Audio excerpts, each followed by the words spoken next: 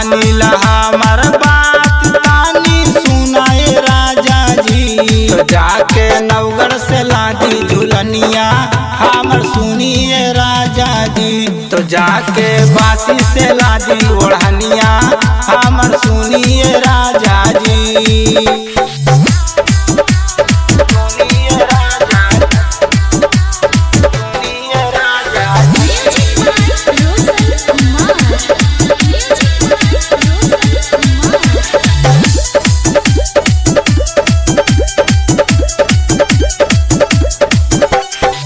ईटवा हो चिलिया के लेहब ओठलाली उसी का डुमरिया गंज के लादी हो बाली जाके लिया दिए राजा जी।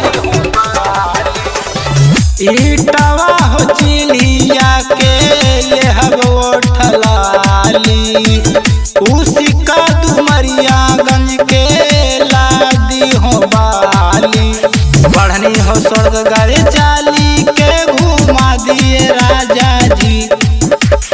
बढ़नी हो स्वर्ग गरे चाली के घुमा दिए राजा जी।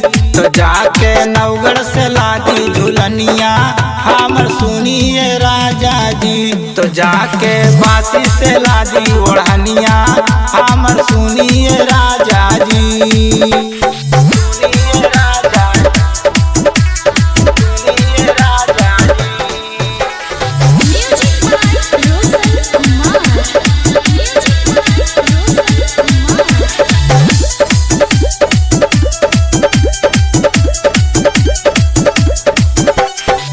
बेलवा ढबरुआ के लादी कर धनिया पाकड़ी जिगनी हवा के लिहब हम नथुनिया।